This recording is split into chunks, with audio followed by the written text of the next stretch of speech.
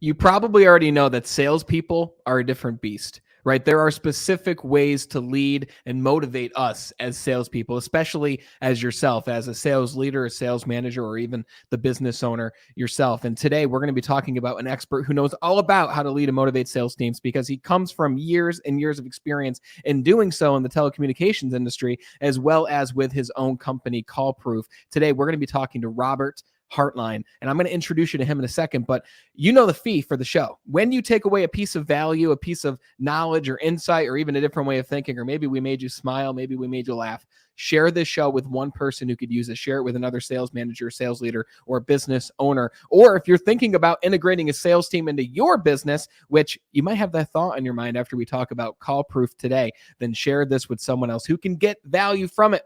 So without further ado, let's talk to our expert today in the world of sales, leadership, training, and sales teams in general, Mr. Robert Hartline. And for those who don't know Robert went from selling cell phones from the trunk of his car in college in 1994 in Murfreesboro, Tennessee, to building a chain of 68 wireless stores called Absolute Wireless in 1998. In December of 2020, Robert sold his wireless stores and is now focused on leading Call Proof, an app for outside salespeople, which he started 10 years ago. Robert enjoys teaching other entrepreneurs how to manage the energy of sales staff and sales leadership. Very important. When Robert isn't working, he is spending time with his wife and 2 young boys in Nashville or traveling to his home in Costa Rica. Robert, it's a pleasure to have you here, my friend. Thank you, Brandon. That was a great intro. That was super fancy as well. So I'm excited to be here. It's a pleasure to have you here. So obviously right now you're in Nashville and not Costa Rica, right? That's right. That's right. Unfortunately, the schools aren't where they need to be right now, but I love Nashville. This is my home. Got it. So you travel there when school's not in session. Absolutely. As soon as school gets out, we are always on a Southwest flight back to Costa Rica. We're near the beach. We have lots of great friends there. The sun is amazing. If you haven't done it, you got to come see it. Yeah, I've never been there, but I want to check it out at some point. I'm fascinated by your long journey of sales, and I'm fascinated by your story of owning your business in the wireless space and then selling it after 22 years. And obviously you started working on Call Proof while you were with them. So can you give us like your background and the way that you explain your story in sales, just to tell everyone who you are? Yeah, I mean, to make it simple, I mean, I was a super shy guy. I grew up in Germany. I for whatever reason, I thought I wanted to be in the music business. And once I got to school, I realized that I wanted to be in Nashville, really. But I didn't really play guitar. I'm not a really giant country music fan, so it really didn't fit. And I had spent all of my college money the first semester in college, and I just needed a part-time job. And I answered a classified ad selling phones door to door. And I was terrified at the prospect of doing it. But guess what? They told me that I was going to get paid for the first week of training. I was like, nice. It was $300. I was like, I don't know why in my head I thought $300 was a lot of money at the time, but it was for me. And I got really lucky, Brandon, because, the training was very well done. And I just walk up to the door and I knock on the door and I'd greet and say, hi, my name is Robert. I'm with a company called Telego, and we have a cordless phone at your house and a cell phone while you're away. It's $19.99 a month and 25 cents a minute. And I did that conversation over and over for about a week with a very limited amount of success until I met this woman who just brought me in. Come on over here and have some sweet tea. And next thing you know, she's feeding me. She's bringing her friends and family over to the house. And it was like, we seriously had this Telego party. And I don't know about you, Brandon, but when you close a sale, even a minuscule sale, what happens to that dopamine hitting your brain? You get fed huge. Some drugs, man. It's like you get hit and you're like, man, this feels good. And that is really probably what got me excited about selling. Sales is beautiful, man. I mean, I was talking to couple salespeople the other day, and they were talking about, when we sold accessories at cellular sales, we would make like, $10 to $15 for selling a car charger at times, which is awesome. But some people would be like, oh, during the time I was selling that, I could have been selling something different. And I'm like, listen, man, like every dollar matters. And like you just said, no matter how minuscule that sale might be, a sale is a sale.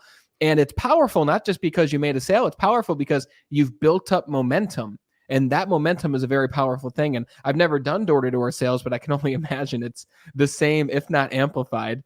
I mean, what was one of the top lessons that you've learned during your time doing door-to-door sales? How long did you do that?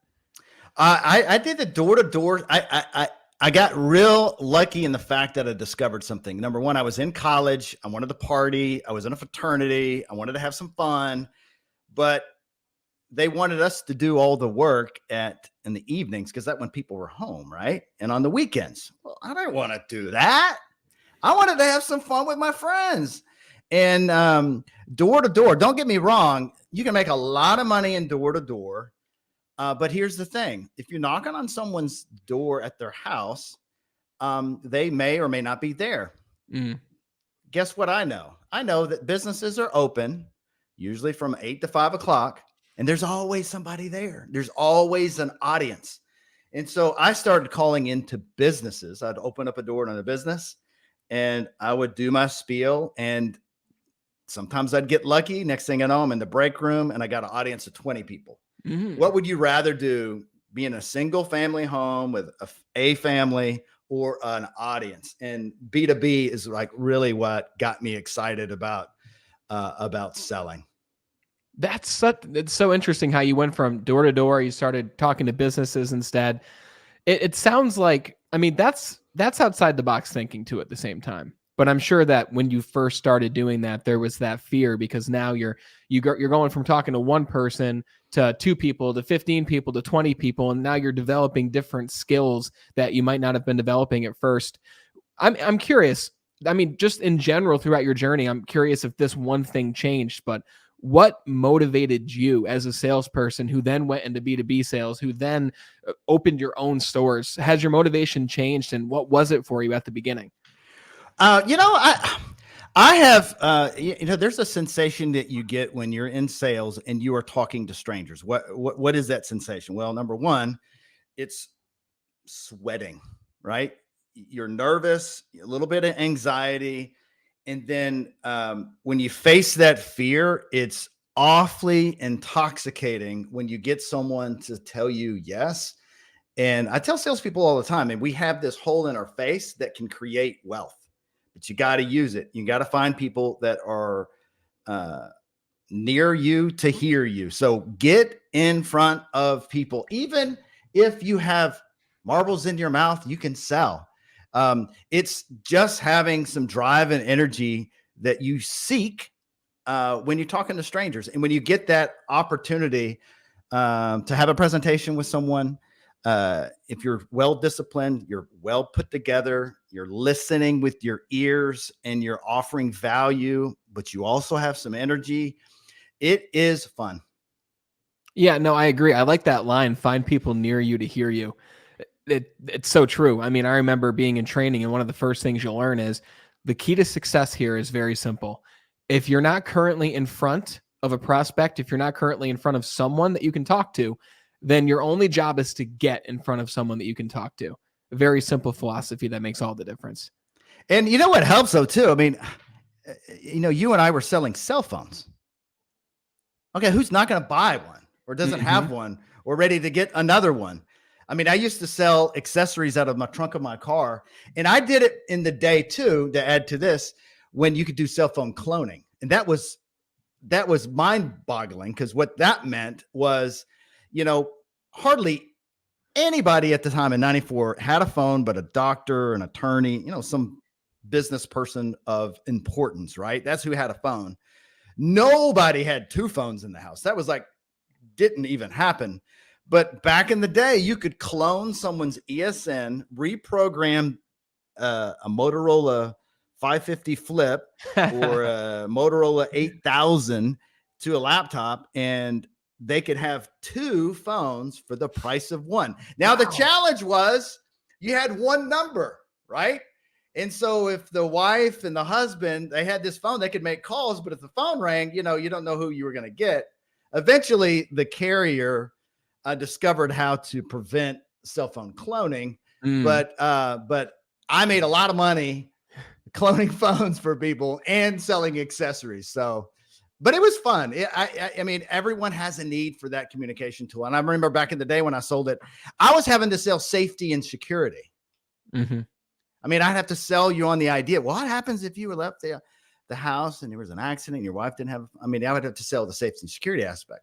If I were to take your phone away today, you would hunt me down and do something very horrible to me. It's that important. But I spent 20 something years trying to convince people why they needed it. We don't got to convince them anymore. Because now they just come in for it. It's a necessity now more than something that you might want. I remember when I was 15, like that's when I got my first smartphone, and I only got it because I needed it, and it was an iPhone 3G from AT&T, and I needed to call my parents after work. But now you see kids, the average age right now to have a cell phone, this might blow people's mind, is 7 years old to have not just a flip phone, to have a smartphone that can go anywhere online, that can do anything, that can document everything. I mean, the world, it's just fascinating how much our world has changed in the past 20 years. It's absolutely mind-blowing. What I wanted to ask you was, when you started selling door-to-door, then you transitioned to B2B, how did you then transition to owning your own locations? What did that transition look like for you now moving into being a business owner? Well, so I transitioned when really Nextel came into Nashville, Tennessee, and I learned about the product, which is a push to talk, release to listen, half duplex phone, which in theory, when you think about it and hear about it, you're like, well, that's pretty stupid. Why don't you just make a phone call? And I got sold on the idea that businesses wanted to communicate fast. And when Nextel came into town, I left Cellular One to sell this push to talk product.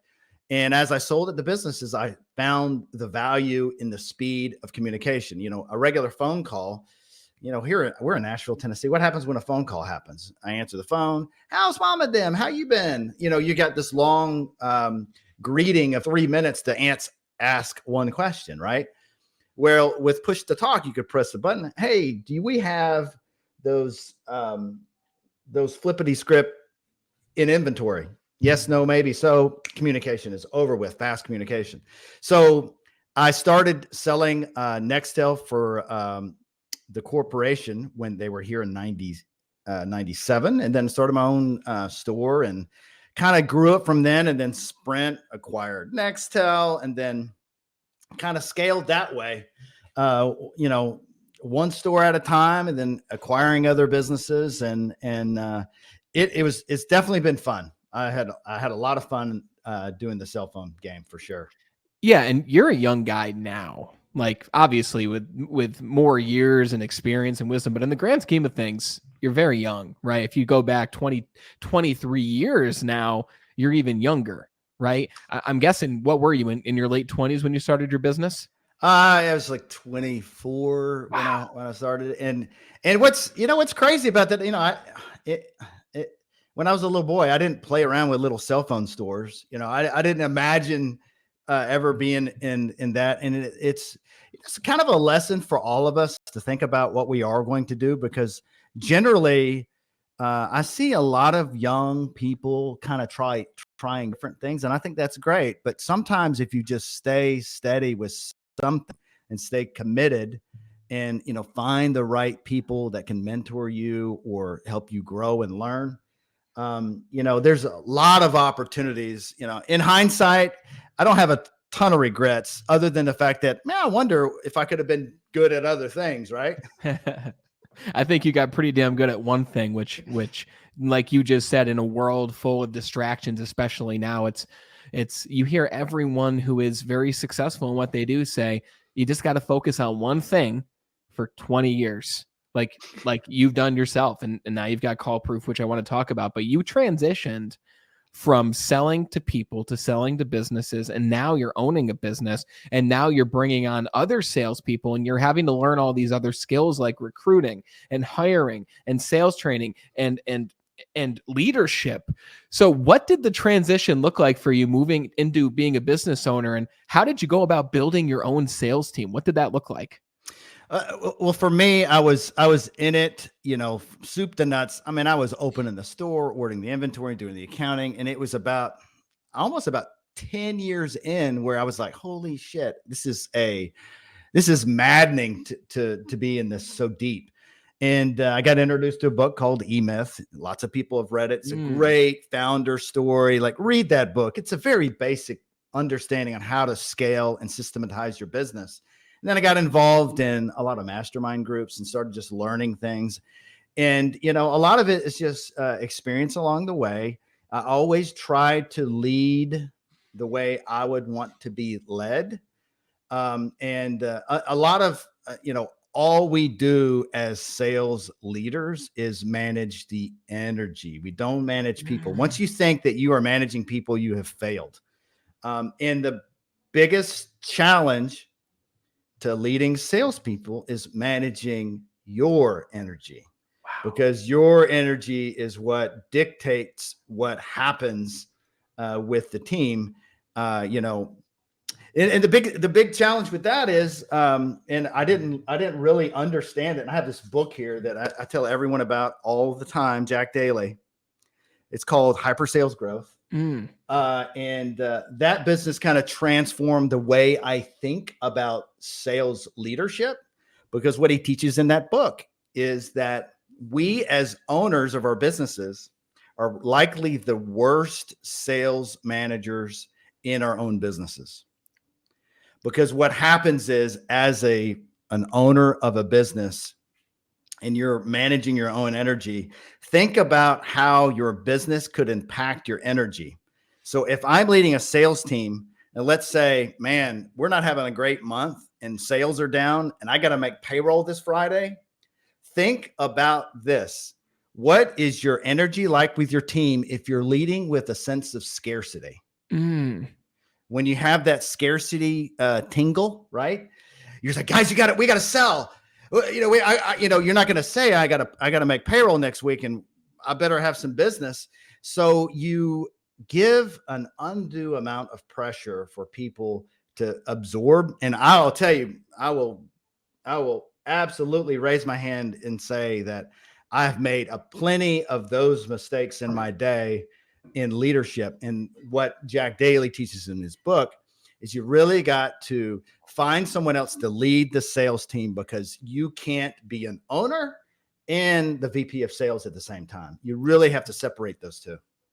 So it's important to hire somebody whose only role is to lead that sales team and manage people's energy.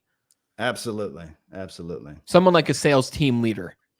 Yeah, someone like a sales team leader, but someone that is not going to be distracted by the nuances in the business. Got it, because that's An your owner. role. There's just, I mean, I also dealt with, this, Brandon, in the wireless business, there's a ton of fraud. You have customer committing fraud. You have organized crime committing fraud. You have employees committing fraud. You have very important employees committing fraud. and when you have all those kind of negative things, it really impacts the way you lead. And so one of the things that I had learned with that is just really move yourself out of the sales management game as quick as you can when you're starting your business, so someone else can manage differently. So what do you do then? Because that's the first time that I've heard someone say, in the way that you said it, you're not managing people, you're managing people's energy. And the number one way to do that is to manage your own energy. What are some specific ways, through doing this for so long, that you specifically manage your energy so that it trickles down to them? Well, number one, we are caught up in a universal algorithm of social media and where we put our attention. So if you are in a news feed of negativity, that is one big component that you have the ability to adjust. If you see someone that every other post is negative, woe is me, or the president did this, or this person did that, or Nobody can get ahead. Like, unfollow those people. And on YouTube, it's the same thing. You can get caught up in an algorithm that's not going to serve you. And your energy starts with the morning. I woke up this morning at 5 a.m. I had a wonderful workout at 5:30 with my wife in the basement. And I'm preparing my day. My energy is important for this call today. Like, I want to have the energy there. And that means I have to have some output of energy to be ready, to be clear-minded and ready to go. Often when I talk to new hires, I would have conversations about this energy before you come into your to the store for the day, Yes. right? And that meant that, what'd you listen to on the way into work? What is getting you fired up? Because when I want you clocked in, I want you bought in and excited and greeting customers and having like super amount of energy. And that means you have to kind of dictate what your routine in the morning should be about. If you got a negative spouse, then you got to tell them, hey, Susie, listen, your negative conversation before I start work is going to affect your checking account. If you want to hit me with bad news, guess what? Let's do it at 5 o'clock. It's not going to hurt my paycheck because I can sleep on it in the morning, hit it and win it. Right. Yes. And so and we live in a world right now. You can go on YouTube and you can literally get fired up by listening to a ton of people that professionally fire people up. You don't got to go to a seminar. You just listen to a couple of YouTube videos or good podcasts to kind of get you jazzed up. Who were some of those people for you? My favorite, John Rollin. John Rollin. Yeah, he's passed away. He passed away like 15 years ago, maybe. But all the greats that you can find a little bit of something out of each one of those to take with you in your day. And just, think about it like this. If you controlled your feed of positivity and making sure that you're not letting negative news cycles affect your pocket, because that's what it does. I mean, listen, when you're listening to something negative, understand this, that there's a minion in your checking account just taking your money, just like putting it in a bag and just retina card it off. Yep. And you're like, next thing you know, you wake up and you're like, well, man, I can't figure out these finances. Your finances are completely connected to your energy. It's so true. And I am so thankful that you're bringing this up, because I talk to a lot of people on this show about sales. Like, we're in the sales category of podcasts, right? And it's all about techniques. And, we've had some incredible guests come on to talk about how selling is service and focusing on the other person and listening. And that's all so important. But what about you, right? How do you care for you? How do you care for your emotional state? I remember when I was 21, I was doing very well in sales. I was one of the top earners, earning 6 figures selling cell phones, right? You understand that world. You come from that world. But I was 60 pounds overweight. I was extremely negative. And it didn't affect my paycheck necessarily, because I've always been a natural salesperson, but it affected my relationships with the people I work with. It affected my relationships with my leadership and even my customers, right? People can feel energy. We give off energy. We are beings of energy. And one of the first things I did to make progress and to change my situation was something that you just did twice on the show already. And you showed the book. You read books, right? You just showed the E-Myth. You just talked about hyper sales growth. Like, we've been talking for 20 minutes and you've already recommended 2 books, right? It's very clear to see why you're such high energy, even aside from waking up early and working out, because that's super important. But what are you feeding your mind with every single day? One of the first things I did was I started reading about personal growth. I never read nonfiction before. I started to listen to tapes like you just did on the way to work from Tony Robbins and Jim Rohn. Those were my 2 guys, Tony Robbins and Jim Rohn. And I would get to work and I'd even carpool with people and I'd be like, hey, just so you know, I'll drive you. You don't have to pay me for gas or anything. I just like your company, but I'm going to be listening to this. And I just hope you're okay with that. And they said, okay, a little bit different, but that's fine. We would both get to our shift and make $300-$400 that day, without a doubt. It's what you feed your mind with is so important. Yes, absolutely. And it's funny how when you start introducing someone to this world that exists, and they're like, wait a minute. Everybody told me that I can't do this or that because I grew up in a shitty part of town. Mm. And, And when they start realizing that it's all up to them, the opportunities is just right there. And, I totally messed up saying Jim Rohn, but I said John Rohn. Now I look back So at you it. meant Jim Rohn. Jim Rohn. Yeah. Oh my Yes. God. Yes. Awesome. And I've turned so many people onto him, and there's so many more that will connect. But here's the thing, depending on who you are, there are some people that you're going to hear that will make the switch connect for you. You may hear Tony Robbins go, he's not my cup of tea. Oh, that's great. But there's somebody for you. Yes. There's somebody for you that you could just get committed to listening to their content on the daily, especially before you start your selling day. Absolutely. And that theme of this whole conversation of you're not managing and motivating people. You're managing and motivating their energy, not by telling them their energy should be different, but by focusing on you, taking care of you, because it all trickles down from the top. Awesome. Let's talk about your transition to now beginning Call Proof. So you read the E-Myth, you're starting to understand and systematize the business, and you're joining these masterminds, you're learning all these things. When does Call Proof come into play? And can you tell us about Call Proof?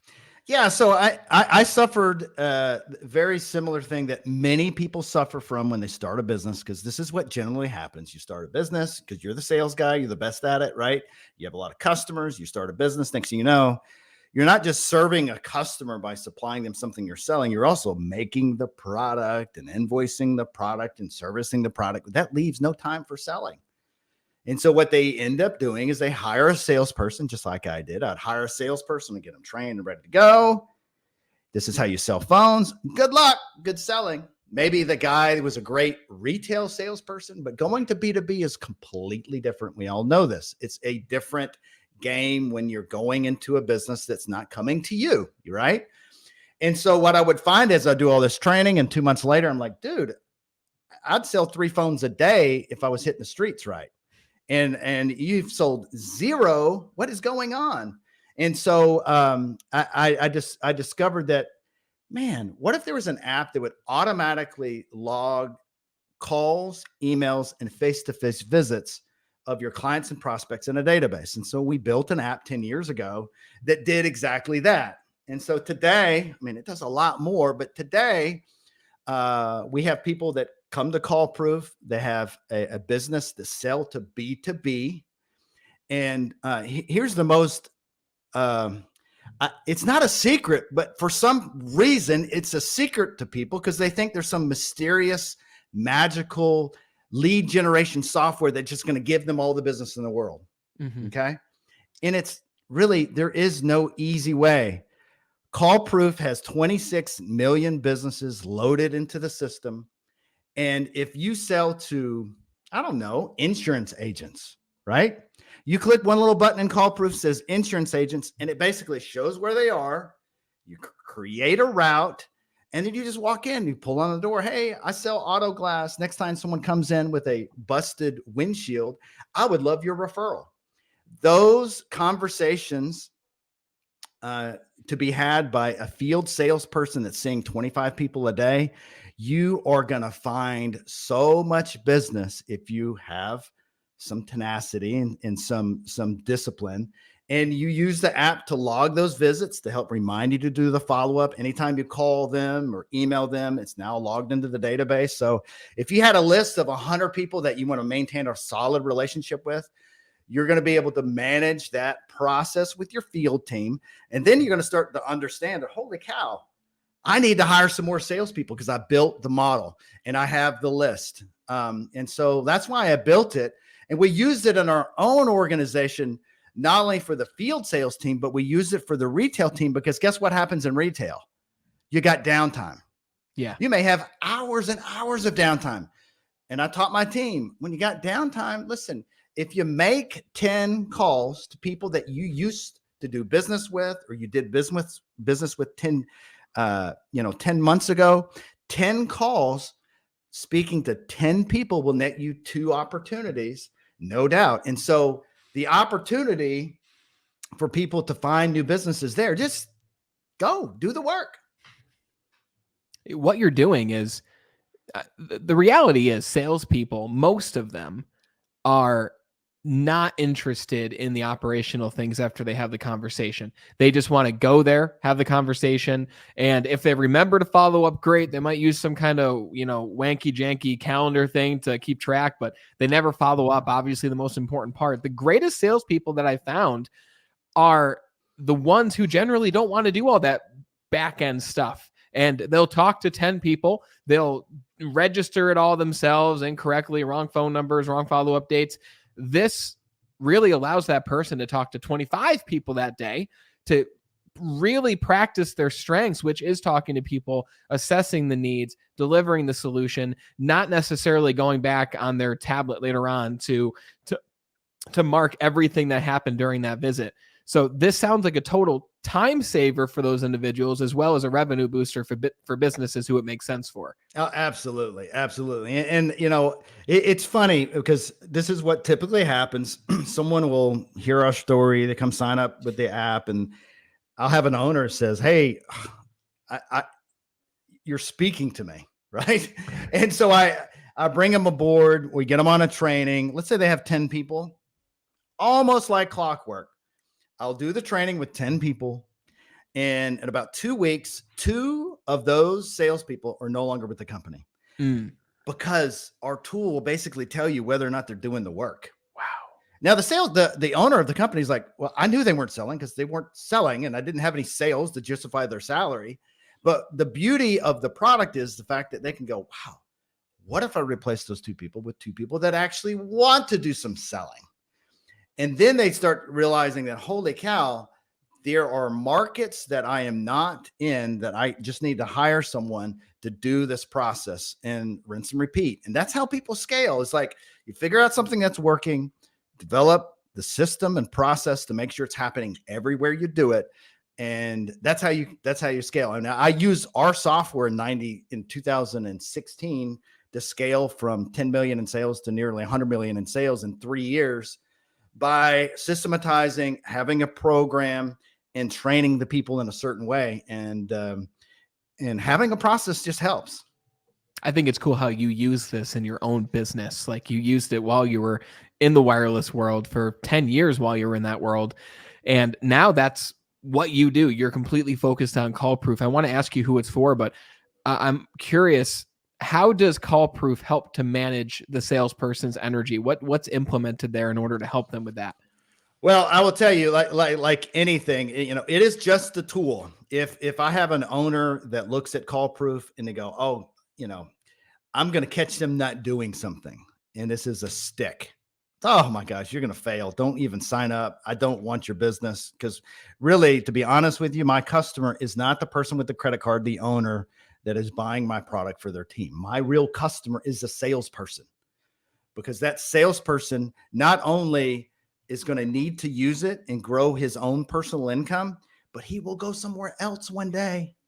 And when he goes to that new place, that's how we get our new referral business, because they go to the new business and they go, hey, I like this product. I was able to do this with the product. I mean, one of the things that we saw for a lot of salespeople is the routing of visits.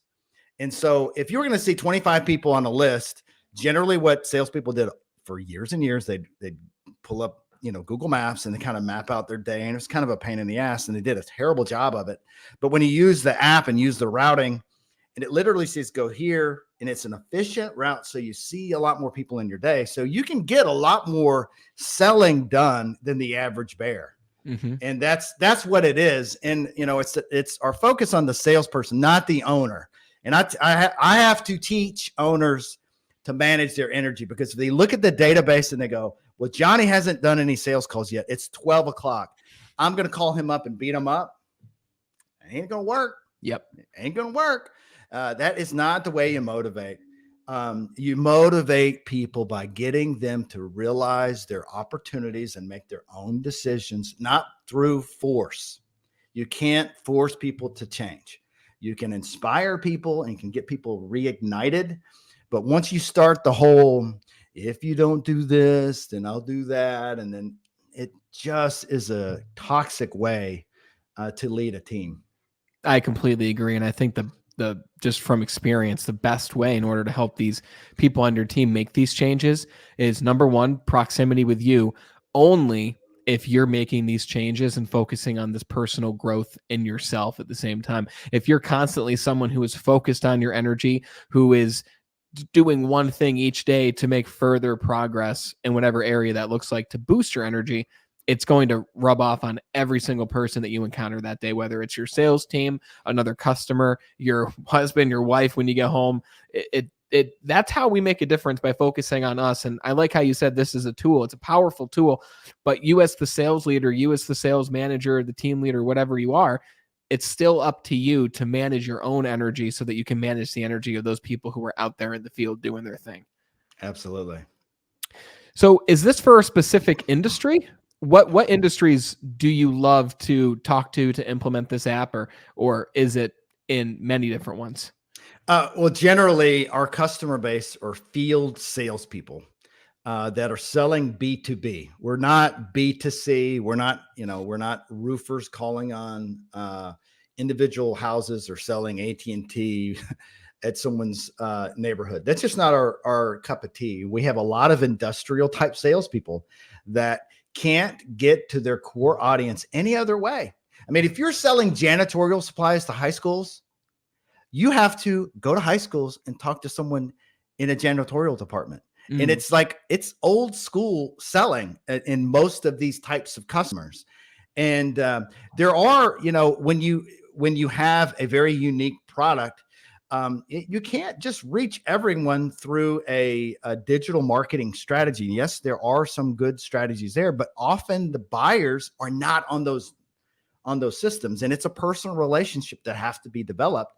And the way you build personal relationships is through volumes of conversations over time, and you build some trust. And then when the supplier they're currently using makes a mistake, then you're right there at the opportunity to take over that opportunity. Very cool. So this is for sales teams where people are out in the field, they're selling B2B, they want to improve efficiency, they want to help manage their team's energy more by not wasting it on these mindless tasks that Call Proof will do for them. It sounds like an incredible product. Is there a specific size business that Call Proof works best with? Generally we do well with people with 20 plus salespeople. It's kind of our sweet spot, but we have a lot of people who are starting their first journey with a salesperson.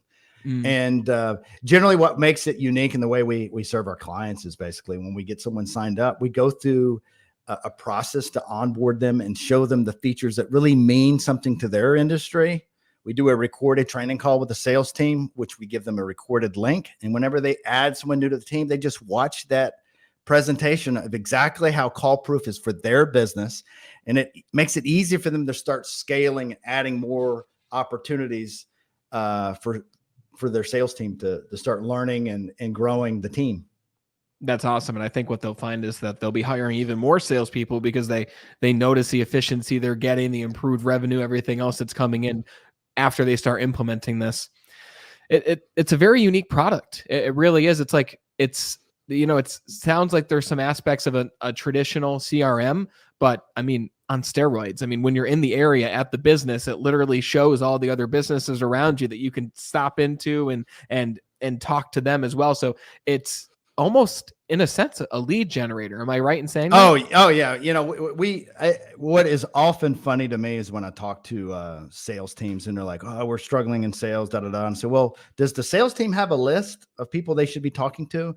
Well, they're supposed to be calling on restaurants. Well, that's not very clear to a salesperson exactly what restaurants they should be calling. What size restaurant? Mexicans restaurants or American restaurants or Chinese restaurant? What specifically are you best suited at? And so when they come to us, they often don't even have a list. And we show them, hey, listen, there's a list already loaded based on size of business, revenue of business. And you can just click a little button, add this to the database very quickly, and then watch the visits happen. And then as you build your team and you talk about your scorecard once a week, talk about what you do last week, what you're going to do this week. And by having that, the data right in front of them, where, listen, if you didn't have a very productive week, everyone should know about it. Now, Mhm. I could say the words, well, so I can hold you accountable. No, but I would rather hold yourself accountable, because I can get you to make better decisions when you are able to hold yourself accountable and not me.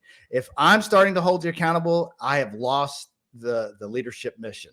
I have made some mistakes along the way where I didn't and was not able to get you to see your own opportunities. Well said. Yeah, absolutely. You've been focused on call proof now for almost 2 years, fully focused on call proof ever, since selling out of the wireless industry. Obviously, call proof has grown a lot in the past 10 years. Where do you see call proof going, and what is your vision for the future?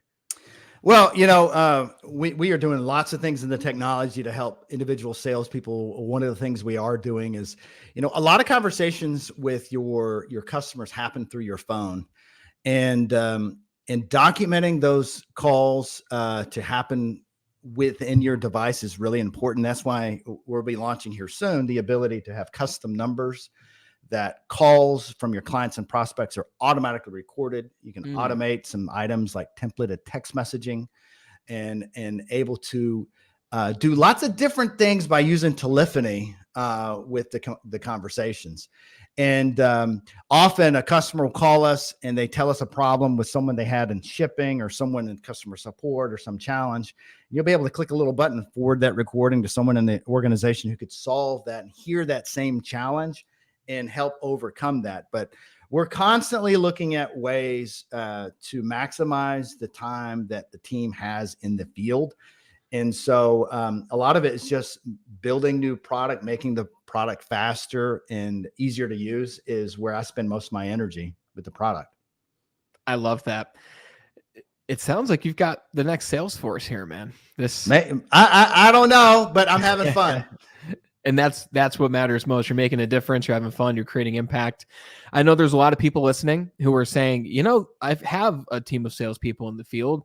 I want to help them be more efficient. I want to help them really focus on their strengths, and I want to take a look into Call Proof. Well, they can go to the link in the description, callproof.com, to check it out. And I think you're offering a 14-day trial. Is that true? Yeah, we have a 14-day trial. Always happy if you ever wanted to email me and say, hey, listen, Robert, I sell plumbing supplies and I sell to plumbers in Nebraska. Give me a list of cities you want to serve. Let me load a database for you. I'll record a simple video for your sales team. And if you love it, come join us. And I'd love to help grow your sales. Awesome. Where's the best place people can get a hold of you? Is it your email? And if so, what is that? It's robert@callproof.com. robert@callproof.com. Very cool. Robert, it's been a really great conversation of sales and sales leadership and energy and personal growth and everything that has to do with Call Proof. And it's been a pleasure having you on the show, my friend. Thank you very much for your time. Thanks, Brandon. Thanks for having me. We talked about a lot here.